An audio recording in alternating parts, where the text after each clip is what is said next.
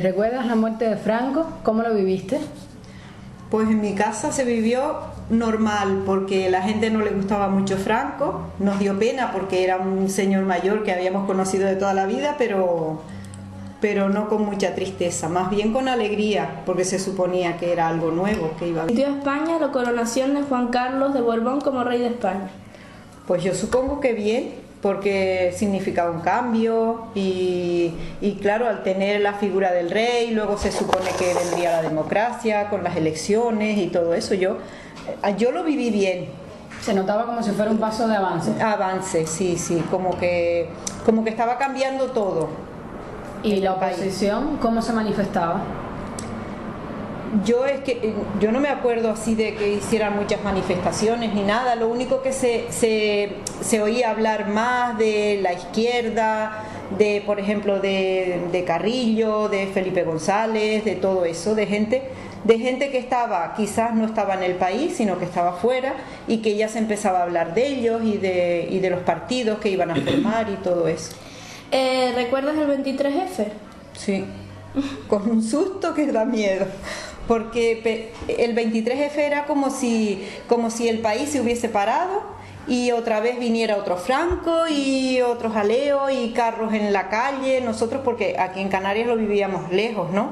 Pero se veía el ejército en la calle y todo eso, y sí, con miedo por si volviera a haber otro Franco. Se pensaba que si eso seguía adelante, sí, porque habían algunos militares que sí estaban de acuerdo con el golpe de Estado y habían otros militares que no. Entonces eso fue lo que más bien lo frenó, y la figura del rey.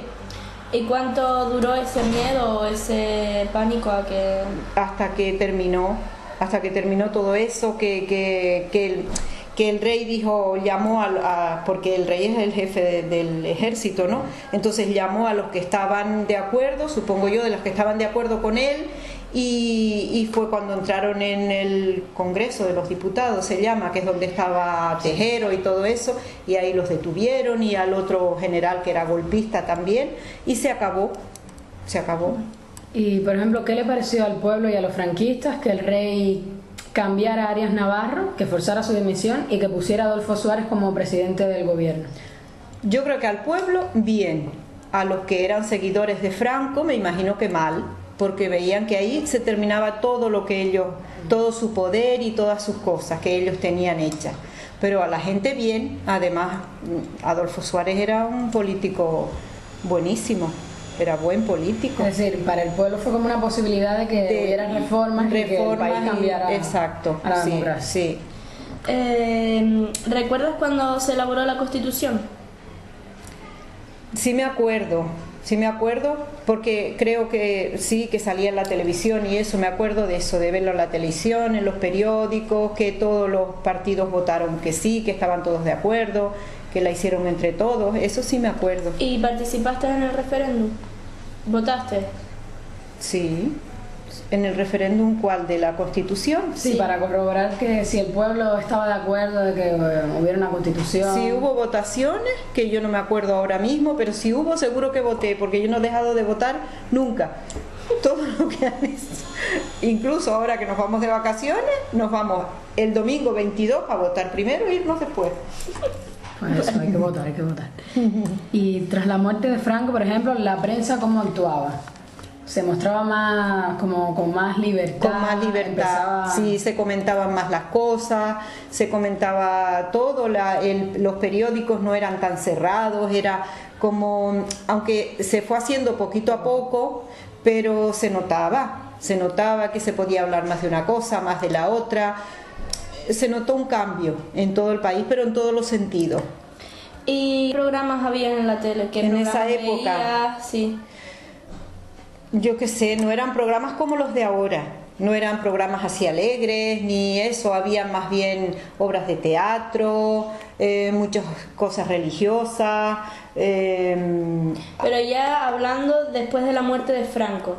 Después de la muerte de Franco sí, ya empezaron los programas así, por ejemplo, poquito a poco, como los de Telecinco, que todo eran bailes, todo eran esto, diferentes los programas. ¿Y recuerdas el nombre de algún programa así en especial? No, ahora mismo no me acuerdo de ninguno. Hubo propaganda, campañas publicitarias durante las elecciones de ESA. Eso se notaba, que iba a haber elecciones. Sí, después de la muerte de Franco, dices tú. Sí, en la transición. Sí, un montón. Incluso los coches con las banderas de los partidos, los coches con las pegatinas, las músicas de cada partido. ¿La educación cómo era? Cuando estaba Franco, la educación era muy estricta, porque en los libros solo hablaban, por ejemplo, de lo bueno que era Franco, de lo malo que eran los rojos, que es todo era, lo bueno era lo del régimen, lo de fuera del país era malo, todo lo que estaba fuera era malo, y todo lo que estaba aquí, nosotros éramos los mejores, nosotros éramos todo lo mejor. Y después, cuando en realidad España se abrió a los otros países y se vio cómo se vivía en los otros países, nosotros nos dimos cuenta que llevábamos 40 años de atraso con referencia a los otros países, porque nosotros estábamos encerrados aquí. Claro, la gente que al final, la gente que tenía dinero podía salir a Francia, podía salir a Inglaterra, y se daba cuenta de cómo vivíamos nosotros y cómo vivían ellos. ¿Hasta qué años estudiaste tú? Yo estudié hasta sexto de primaria. Después aquí, por ejemplo, no había instituto. En mi época, cuando yo terminé de estudiar, teníamos que ir a La Laguna si queríamos ir. Luego se abrió el Instituto de Granadilla, que fue mi hermana la más pequeña, fue al instituto, y después ya. Sí, pero los que podían asistir a La Laguna era los que tenían mayor poder adquisitivo. Claro, porque nosotros incluso estábamos lejos, el transporte era malísimo, sigue siendo malo ahora, imagínate tú en aquella época. Y claro, tenías que tener dinero para alquilarte un piso, para todo eso, por eso la gente no estudiaba. Ahora estudia más gente porque es más